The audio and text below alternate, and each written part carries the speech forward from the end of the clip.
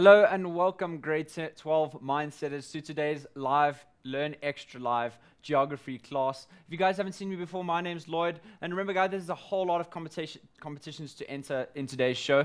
Remember, there's those 4 Sony Xperia L phones up for grabs, as well as 55 Rand airtime vouchers to give away. All you have to do is go over onto our Facebook page and all the details will be there for you. But today we're in studio here with our geography teacher, Michelle. How are you doing, Michelle? Fine, thanks, and you, Lloyd? Yeah, I'm good, and you, Michelle? Remember guys, you can also win a Casio calculator at the end of every lesson. Remember, the winners will be announced at the end of the show. All you have to do is go over onto our Facebook page and answer the test yourself question, and this could be yours. So guys, without wasting any more time, let's learn some geography. Michelle? Thank you very much, Lloyd. All right, Mindsetters, welcome to today's geography lesson. I hope that your prelims are going well. I hope you're sleeping well. I hope you're not too stressed, and I hope you're studying well, because this is really important as a build-up to those final exams. So today, basically, we're going to be dealing with a couple of past paper questions, and we're going to be focusing on the last section of work that you guys have done this year, and that's the section on economic geography. So let's just have a look at what we're going to be doing today. Just one major thing, we're going to practice questions from recent past papers all the way back to about 2007 on just economic geography. Remember, that consists of question 3 and question 4 in your exam. The challenge question, first of all, let's just have a look at it so that you can try and get those brain cells working during the show. It asks you to discuss one advantage and one disadvantage of South African people being able to buy imported goods as opposed to goods produced locally. So people preferring to buy overseas goods, why are they doing that? And why is it a good idea to support our local goods and local producers? Let's move on to those questions. Question 1, it asks you to study the graph in figure 1, and it's showing the GDP contribution to the economy of South Africa. And you're always going to get a graph that looks something like this. Let's have a look at it. We're looking at our GDP contributing to the economy in the year 2004 all the way up to 2012. And if you have a look there, there are various sectors of the economy that we're looking at, starting at agriculture, forestry, and fishing. Those are all our primary activities. Manufacturing activities, those are part of our secondary activities, and electricity, gas, and water, considered service activities, as well as our finances. Hopefully you can see the key nicely there. If you have a look at the questions very quickly, they always start out with a very easy question to begin with, usually a definition. So question 1, they want you just to write the acronym GDP in full. Okay, easy marks. You've been doing this since grade 9. So GDP stands for Gross Domestic Product. Usually these definitions are about 1 mark. If you're lucky, like you are today, it's worth 2 marks. Let's have a look at the next one. Question 1.2. You need to briefly explain why finance displays such an erratic changing trend. So in other words, it's going up and down the whole time, and it has no pattern. We have a look here. Look at our finances. You'll notice that our finances are at 70,000, 2004. In 2006, suddenly it jumps to 80,000. Back in 2008, it was suddenly way down below 60,000 again. 2010, it rose a bit, as well as in 2012. So there's no basic trend to say that it's going up throughout the years or down. It keeps on having that erratic change. So we want to know why that's happening. Okay, so let's consider a few things. So when we're looking at finances, there's a whole range of things we need to consider. And round about in the year 2008, in economic history, that is, we went through an economic downturn, or we went through a recession. So obviously our finances would have suffered there. We need to also consider things like strike action. Obviously that hampers our economy in a big way. The impact of HIV and AIDS is something to consider as well. Even things like natural disasters can have impacts on our finances as well. Also, we need to consider that the rand is quite vulnerable to changes in the global economy, and so those volatile changes in currencies also affect our rand. We need about 3 things, so let's jot down a few phrases so that you guys can remember how to approach a question like this. Right, so first of all, in the year 2008, roughly, there was an economic downturn or a global recession. We mentioned as well that our strike action could have had an effect, and that affects our productivity.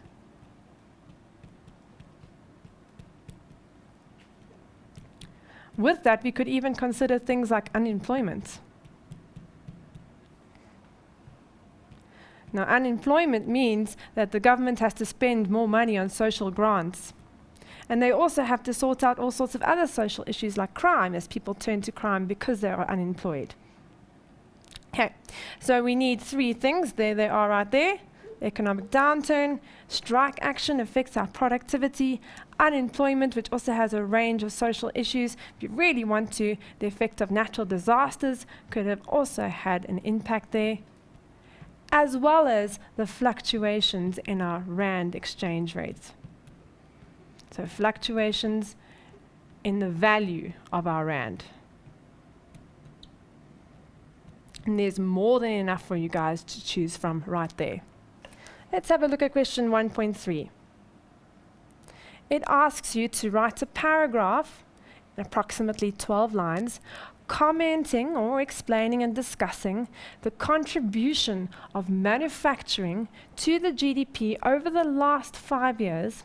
So that's the first thing that you need to discuss, as well as how this has led to the growth of the economy of South Africa. So there's 2 parts to this question.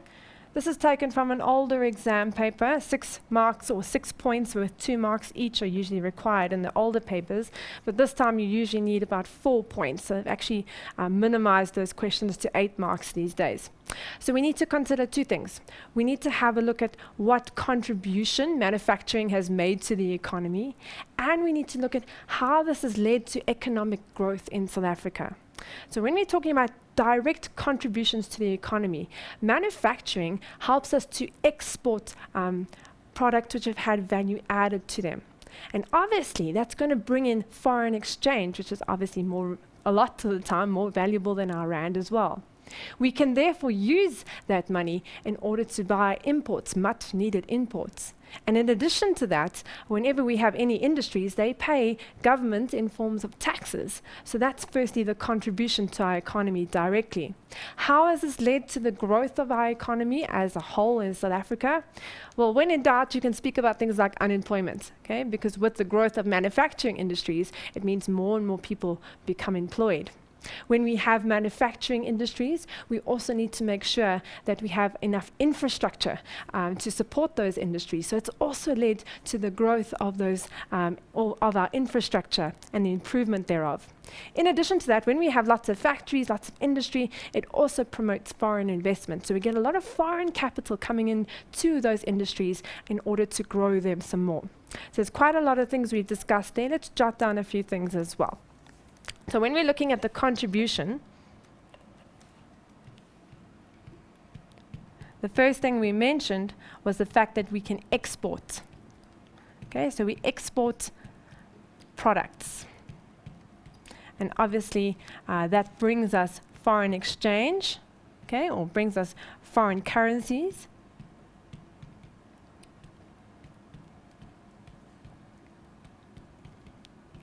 It also enables us to buy imports.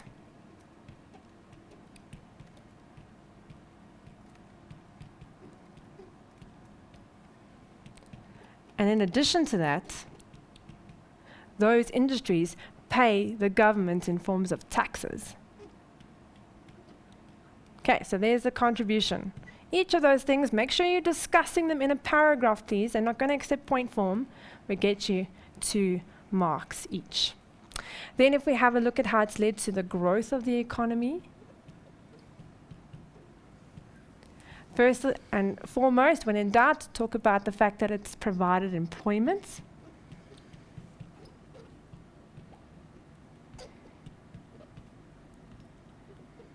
We get foreign investment.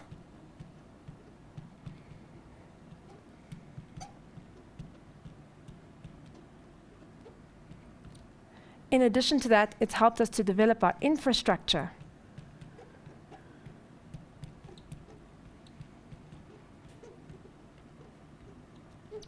You wanted to add in there, you can also say that it's a valuable contributor to our primary activities because it enables them to have a bigger market as well. So there's quite a lot you could write there. Usually you're only going to need 8 marks there, so make sure you know 2 from each little section there. Let's have a look at question 2.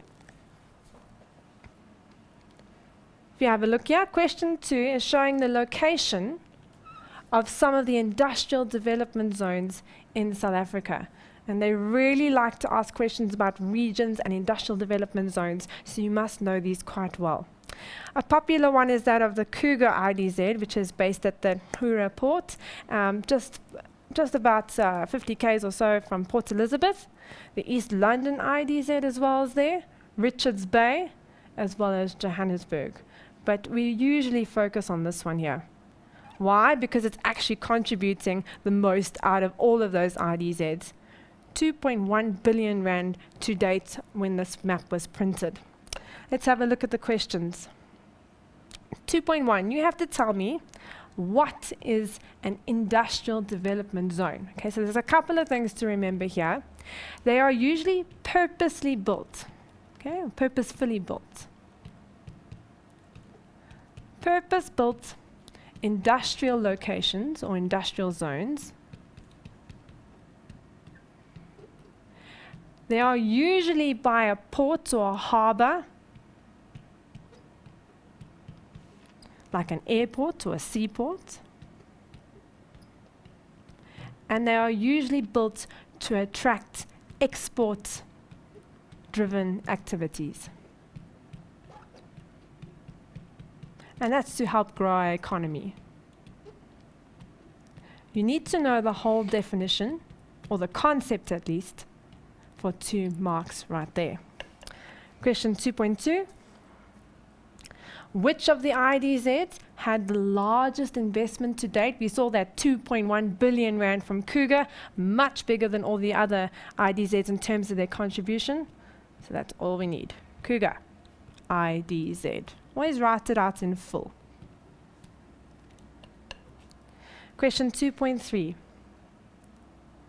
Give 2 reasons for the development of IDZs by the government. Well, there's a number of things we could consider here. They want to create jobs.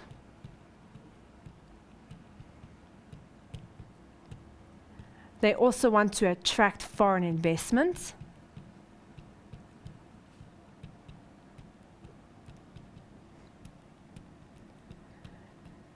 In addition to that, they want to boost things like tourism.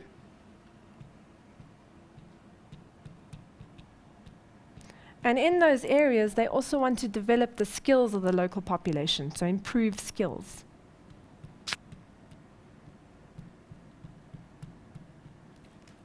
All right, more than enough there for 4 marks.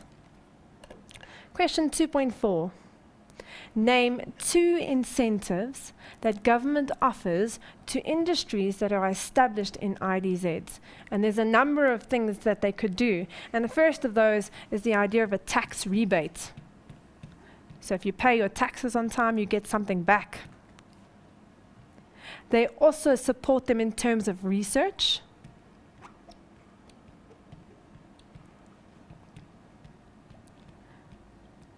They might even go so far as to give them tax holidays.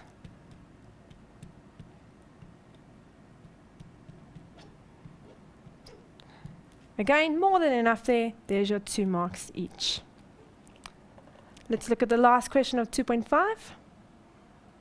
Explain, so discuss it, how IDZs have improved the lives of people living in underdeveloped rural areas.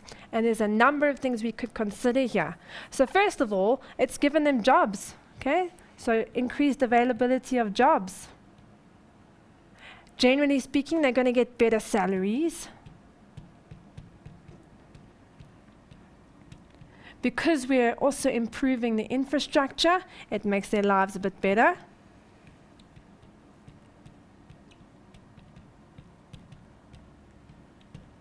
And infrastructure, when we're talking about that, we mean things like roads, railways, power lines. In addition to that, they have improved service delivery. So their whole standard of living has improved. You needed 3 things there. Make sure you discuss them in a nice sentence when you're writing it in your exam, and you'll get your 6 marks right there. That's the end of question 2. I think it's time for a well-deserved break. Back to you, Lloyd. Yes, it is, Michelle. So guys, before we go to the break, remember you can still win yourself this Casio calculator. All you have to do is go over to our Facebook page and answer the test yourself question. But guys, before we continue, let's take a quick break. Don't go away.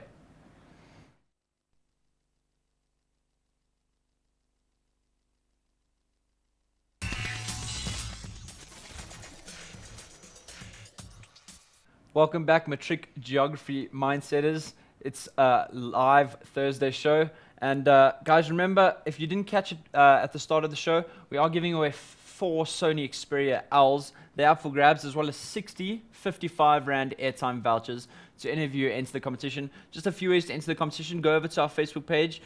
All the directions are there. All you have to do is enter the competition on Curio and like your favorite Learn Extra Presenters image on Facebook. And you could be walking away with that brand new Xperia cell phone. It's an epic prize. It's an awesome prize, guys. So, and remember about the Casio prize. It's also the test yourself question.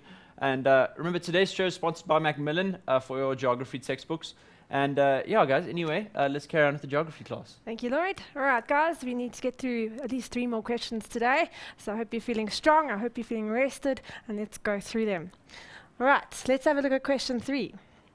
It asks you to read the following newspaper article. They always give you some sort of article in all your exams, entitled Formal Sector Sheds or Loses Jobs in Figure 3. Okay, let's have a look at it together.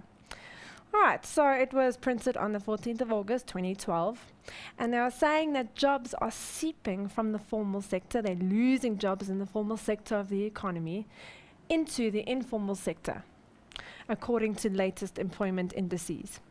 More than 10,000 jobs were created in the informal sector last month, but almost 7,000 were lost in the formal sector, mostly because of labor regulations and taxes. Construction, financial services, and manufacturing were among the hardest hit. Employment in the construction industry declined by more than 11%, according to the index, and in manufacturing and financial services by around 4%. With SARS registering 385,000 businesses as new taxpayers in the past 8 years, many enterprises have moved to the informal sector to avoid paying taxes. And as a tax-paying citizen, it's quite rough paying all those taxes, so I can understand how they would feel. First of all, you've got to tell me what the formal sector refers to, okay? So those are usually businesses that are registered. They're formally registered with an authority. They are also usually located in permanent premises.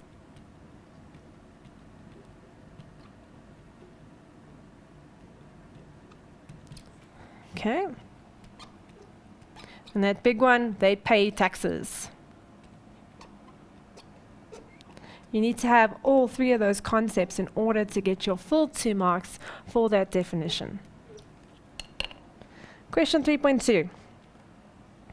You have to give 2 reasons for the shift in the number of jobs from the formal sector to the informal sector. So those are people that don't pay taxes, that sell goods informally. If we have a look again, I actually underlined it twice for you guys there, because of labor regulations as well as taxes. They don't want to have to pay all those taxes. Easy 4 marks. Due to labor regulations that they feel are too stringent, and also to avoid paying taxes.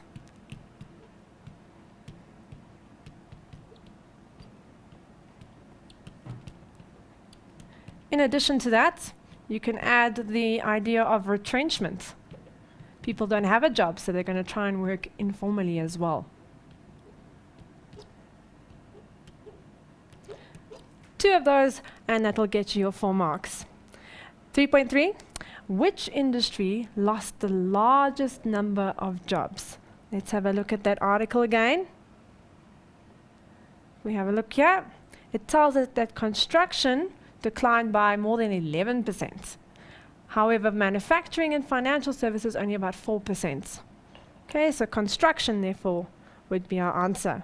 3 marks here, guys. It's like doing a comprehension. What's easier than that?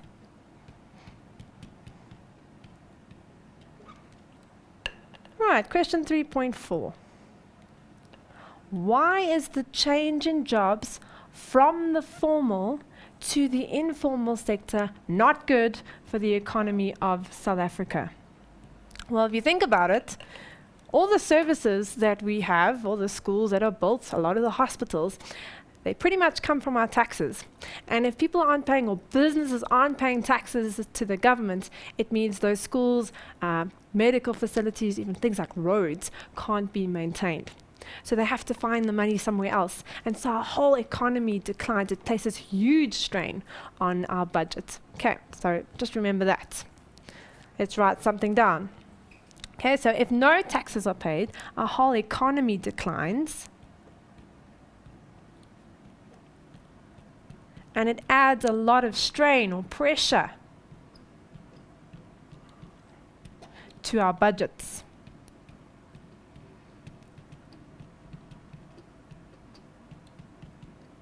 Because they need to find money somewhere to actually upkeep infrastructure and services as well. Question 3.5. You have to discuss 3 challenges for the informal sector in South Africa.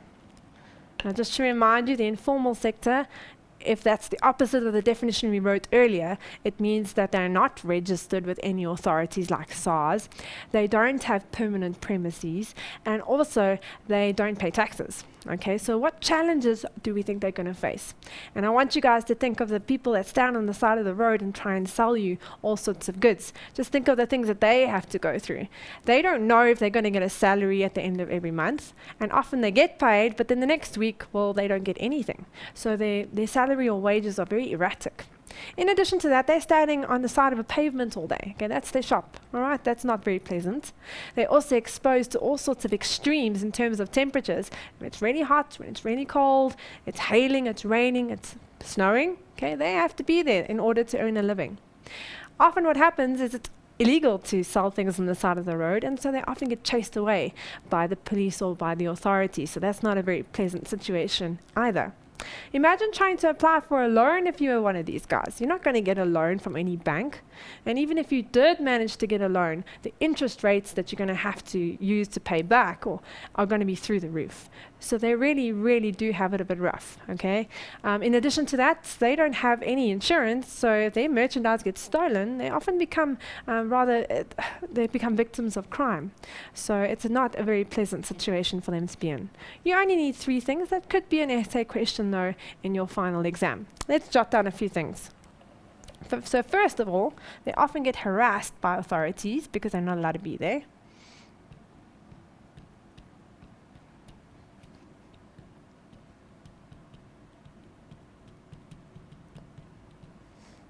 They have to face extreme temperatures or extreme conditions.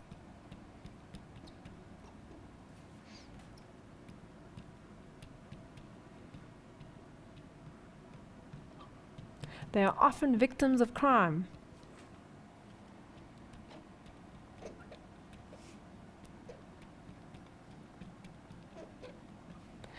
Let's put one more just for good measure. They have rather erratic salaries, so they don't really know if they're going to get paid the same amounts at the end of every month.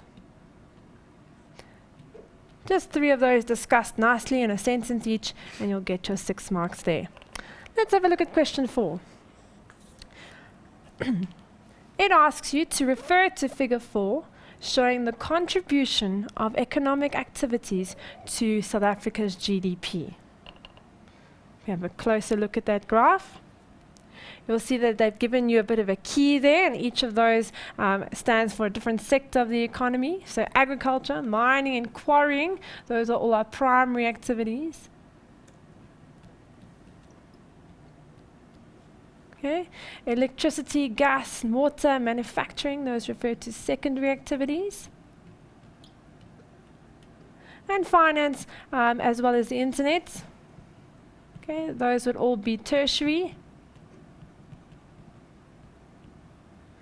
And then, well, tertiary would also be actually electricity, gas, and water. Construction would also go with secondary. If we have a look at each of their contributions, you'll note that for our finance and internet and all those types of things, it's generally a lot higher than things like agriculture. So generally, produce which has no value added to it is contributing much less to our economy. And we're really going to be focusing on this agriculture section here. We're also going to be looking at finance. Have a look how big finance is. 19% to our economy. We have a look there. 4.1. Which economic activity contributed the highest percentage to our GDP? All right, that was easy. 3 marks again, yeah? Finance. Number 5, finance. All right, so 1 mark for finance. You're not going to get 3 marks all the time. What was the percentage of the activity mentioned in question 4.1? We had a look there, 19%. Easy. Also 1 mark. Question 4.3. You have to discuss in sentences any 2 natural factors that limit or hinder agricultural development in South Africa. Okay, so there's a number of them. Let me just discuss them with you guys quickly. So when we're talking about natural factors, we're going to be looking at things related to climate. We're going to be looking at things related to soils as well as to diseases. Now, when I did this show a couple of weeks ago, I spoke about the factors that hinder agricultural activities in South Africa.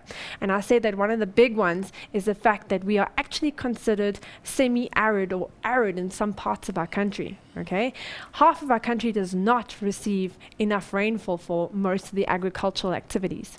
In addition to that, in terms of our soils, only 7% of all the land surface in South Africa is actually arable. It can be used for farming. We also are subject to climate change, so things like droughts and floods, they all affect our crops, they all damage our crops, hailstorms, okay? Even the effects of certain cyclones have had an impact in the past years. In addition to that, we've also got diseases to contend with, so things like foot and mouth, okay, that obviously impacts on our cattle, and all sorts of other diseases also impact on our crops. So you need to discuss at least 2 of those in terms of a sentence. So let's just write a couple of phrases down. All right, so the first thing we said was that our climate is not right in all parts of the country. Half of our country, or half of SA, South Africa, does not receive enough rainfall.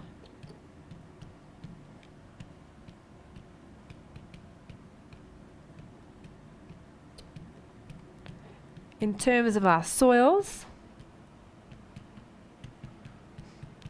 only 7% of our land is arable.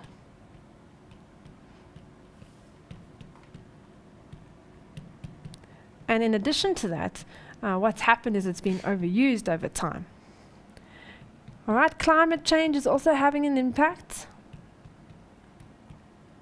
And we are often subject to things like floods and droughts, which all impact on that agricultural produce. Okay. You could also add there the idea of certain diseases that affect our crops and our animals. Just 2 of those though, and you'll get your marks. That could be an essay question, however. Question 4.4. You need to discuss the importance of agriculture for economic development in South Africa. So what does it contribute to our economy? Well, first of all, when in doubt, talk about job creation. And that's both directly and indirectly. And what I mean by direct is the actual farmers. Indirectly means people that are linked to agriculture. So they drive the truck to Spa to go and drop off produce, or they are involved in manufacturing of cereal, for example. Okay? We also export a lot of produce.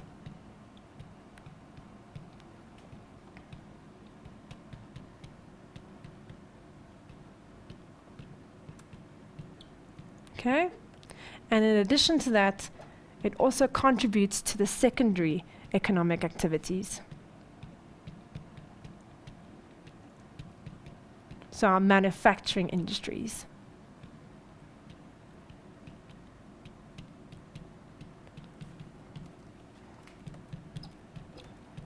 All right, 2 of those discussed properly will get you your 4 marks. Question 4.5, let's have a look at that one.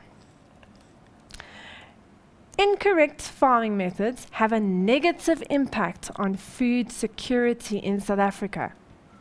Explain this statement. Okay? So the first thing, and we've done this before in previous shows, is what is meant by the idea of food security. Okay? So food security basically means that you have enough food to meet your everyday needs in order to live a healthy life, or you can afford enough nutritious and safe food for a healthy life. Okay? So we need to consider that when we're looking at this question.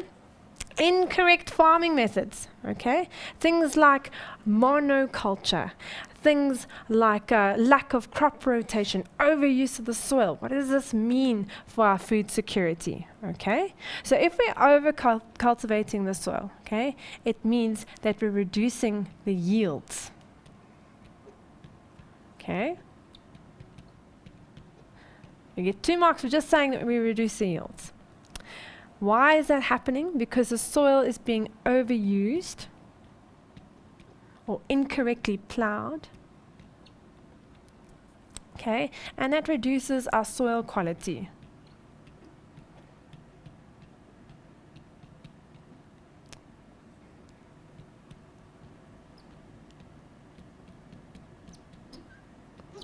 You could also say that this reduces the amount of food available.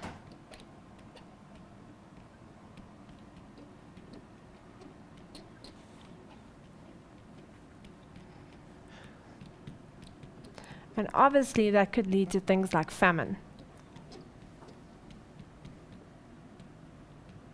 So if we don't produce enough food, if we go through a drought and we overuse our soil, or we don't plow correctly, or we don't even irrigate correctly, for example, we won't get enough water to irrigate future crops, and so that could decrease those yields. So the amount of produce that we're getting per square hectare will be reduced, and so we're going to have to figure out other ways, maybe even import food, to try and cater for some of those people that are subjected to famine. Okay, that's the end of question 4. I think we need to go to a break before we do that last question. Back to you, Lloyd. We'll do that, Michelle. Guys, let's go to a break quickly, and don't go away. We'll be back with more geography.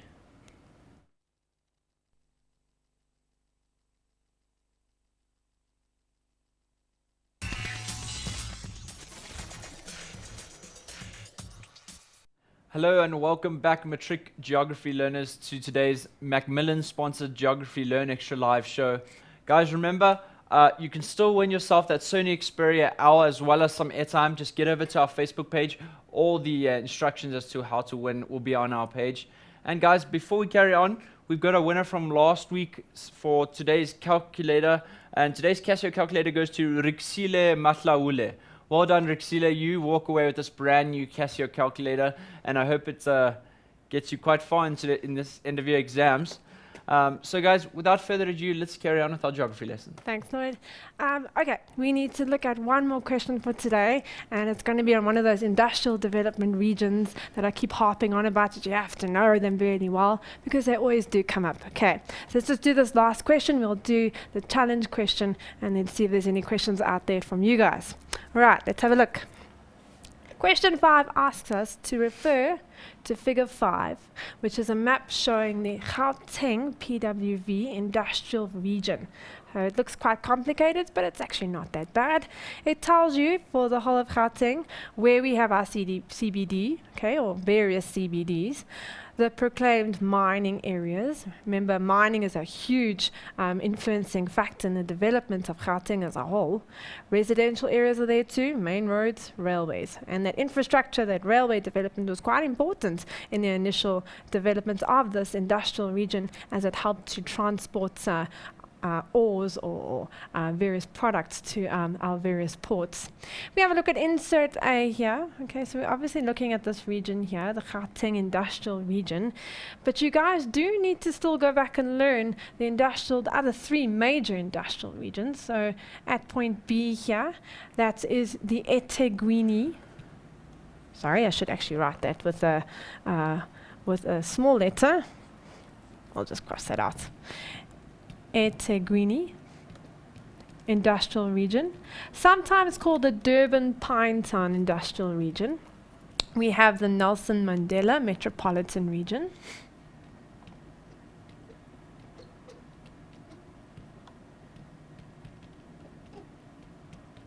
Sometimes called the Port Elizabeth Uitenhage region. And then we also have the Western Cape industrial region, and those are the four major ones in South Africa. If we have a look at insert B, okay, we are looking at various factors that influence the various activities within this mining or secondary sectors even. So the availability of fuel or power, we've got large reserves of coal, for example, in KwaZulu-Natal and Mpumalanga, which quite conveniently helped us with the development of this region. We generally have a very large pool of labor, both skilled and unskilled labor. The availability of water has obviously greatly favored the development of Gauteng as an industrial region. We've got various water transfer schemes, the Tugela Vaal project, the Lesotho Highlands project as well. And also we've got a very big market area for the export, as well as the development of various other industries associated with this region. Okay, 5.1. It asks you to refer to insert A and select the letter, just the letter, B, C, D, or G that represents the Gauteng PWV industrial region. Okay, that's a very easy one as well. Let's just confirm. Have a look at our map here. As I said earlier, we're looking at this region here. So region G, in other words. And you get your mark there. Question 5.2 asks you to name the main primary activity that stimulated the growth of Gauteng PWV as the major industrial region in South Africa. And that's quite simply the act of mining. We had a major gold rush in the 1800s. So mining, a lot of those mines have closed down by now, but a lot of the infrastructure is there, a lot of the secondary activities are there, and that basically contributed to the development of Gauteng as an industrial region. Question 5.3. You need to discuss in sentences 3 problems that have developed as a result of an over-concentration of industries in the Gauteng PWV industrial region. Now that could be a nice essay question, but it's only asking you for 4 marks there. So let's just discuss that quickly together. So some of the problems that are associated with the very fast growth of this industrial region, relatively speaking, is the fact that we have this influx of people moving into Gauteng, moving into Joburg, into Pretoria. Why? Because they're looking for employment opportunities and they think that they're going to find a great job, but when they suddenly get to Gauteng, they realize that it's a little bit more difficult than they anticipated, and so they become unemployed. So when they become unemployed, they try and either trade informally, or they build informal settlements as well. And we've got a labyrinth of informal settlements in and around Johannesburg, and that's because people are not employed and they don't have service delivery, they don't have good sanitation, so it's really not a pleasant set of circumstances at all. So the building of informal settlements is a bit of a challenge. In addition to that, there's a lot of crime associated with these places as well. So informal settlements and people that are unemployed, they often resort to crime in order to meet their needs. In addition to that, we've got this whole extra influx of people coming in, lots of industries developing all at the same time. That places huge strain on our existing infrastructure, so like our roads, our railway lines, our power lines, and sometimes they're not maintained effectively, so they do tend to degrade over time. In addition to that, it places huge strain on our water reserves. I mean, just think about all the water shortages we get all in and around Johannesburg. It's because that demand is just always there for water. In addition to that, it's placing a lot of strain on our energy supplies, and particularly in the form of coal reserves. And they say we've got enough to last us for the next 200 years or so. But at the current capacity that our power stations are operating at, places a major strain on those power grids. And often we have to have power shortages or times of power due to the constraints of our power supply. So there's quite a lot of factors that become challenges even with the development of this major industrial zone. Let's jot a few things down so that we remember them. Okay, so first of all, we have an influx of people to the region. And they are all looking for employment. Often they don't get employed. When they're not employed, often they have to resort to the building of informal settlements.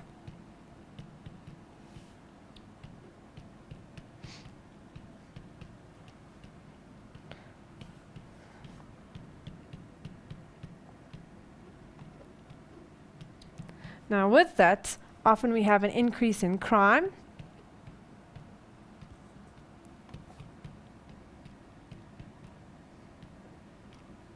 With that as well, because we have extra people, extra industries, we have more noise and air pollution.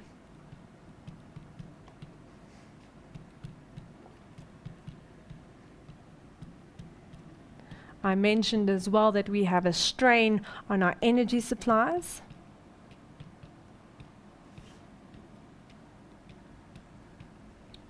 And that's particularly pertaining to coal reserves, our water, and our existing infrastructure, which is often at best not maintained properly.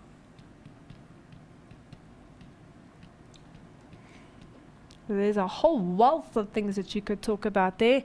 You only needed two, but I've got a feeling that this might come up as an essay question sooner or later if you haven't experienced your prelims already. Make sure you can discuss it in nice sentences to get those full marks. Let's have a look at question 5.4. It says, despite all these problems associated with industrial development in the Gauteng industrial region, industrial development in this region is important for economic development in South Africa as a whole. And you need to discuss this statement. Now, what they didn't say is that this needs to be in a paragraph. Okay? Whenever you see that mark allocation, always write it in a paragraph.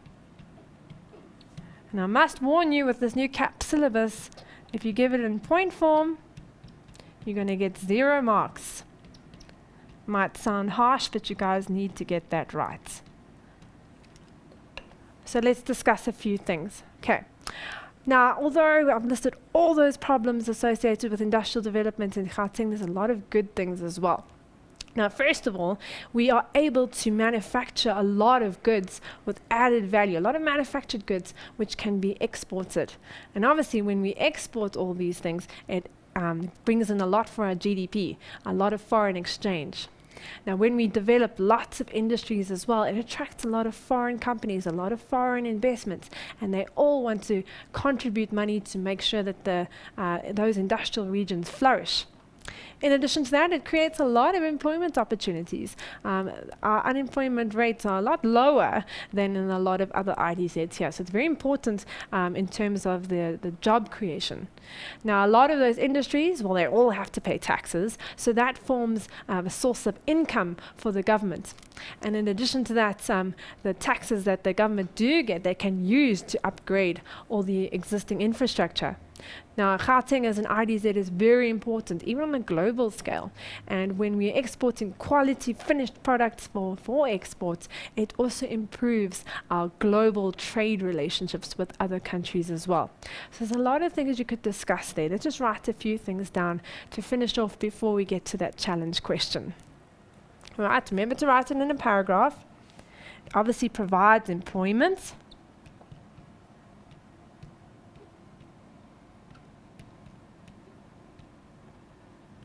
Okay, taxes go to the government.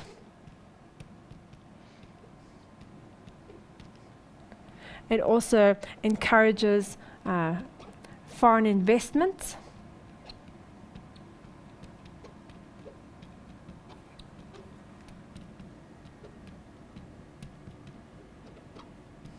It improves our trade relationships with other countries.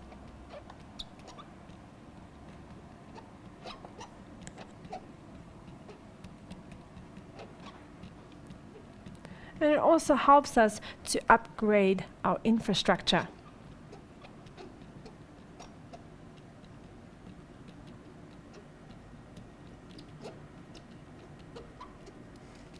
All right, we've got one more thing to do. We need to look at our challenge question, go back and revisit that so we can see if you guys got the right answer.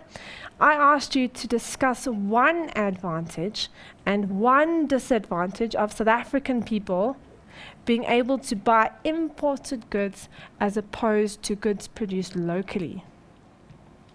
Right, so we need to think about the pros and the cons of that sort of idea. Now, a lot of our imported goods, if you think about certain brands of cell phones, for example, sometimes it's cheaper to import them from other countries. And there's a reason behind that. And the reason for that is because in those countries, the labor costs are a lot lower. And when you have very low labor costs, so you're paying workers very low wages, it enables you to produce, mass produce a lot of phones or a lot of electronical goods, for example, or clothes even. And therefore you are able to sell them at a lower price. And so more countries are going to want to buy all those goods from you. So we get to buy a lot of cheaper things that have been imported from overseas, from like China, for example. So that's the good thing for us. It's cheaper. We'd rather buy something that's got quality and it's got good value, as opposed to something that's produced locally, which is really expensive. Now, we've also got to consider those local producers, okay? They also need to be paid wages, but unfortunately in South Africa, the wage costs are a lot higher for these semi-skilled workers. So what that means is that you have to add extra prices onto the products, the finished products, in order to sell them. So that's why a lot of those goods are more expensive here. And when people don't buy those more expensive goods, it often leaves those manufacturers without a job because they're losing out to the overseas competition. Okay, let's just write something down before we finish off. Okay. All right, so for the customer, the advantage, it's cheaper to buy those imported goods. But the disadvantage is that local producers become unemployed.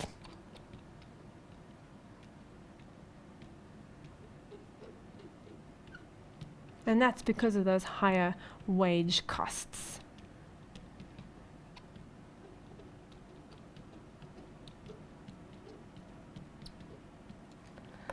All right, I hope you guys got a similar answer to that. Back to you, Lloyd. Yeah, so guys, it looks like that's all we have about time for today. Thank you so much, Michelle, for today's lesson. Only a pleasure. Always guys, a pleasure. It was lots of fun. I hope you guys learned a lot from today's lesson. Guys, remember you can still enter that Sony Xperia L competition, and you could win one of 4 of those phones, as well as 60 55 Rand airtime vouchers are up for grabs. Head over to our Facebook page. But guys, until next time, keep learning.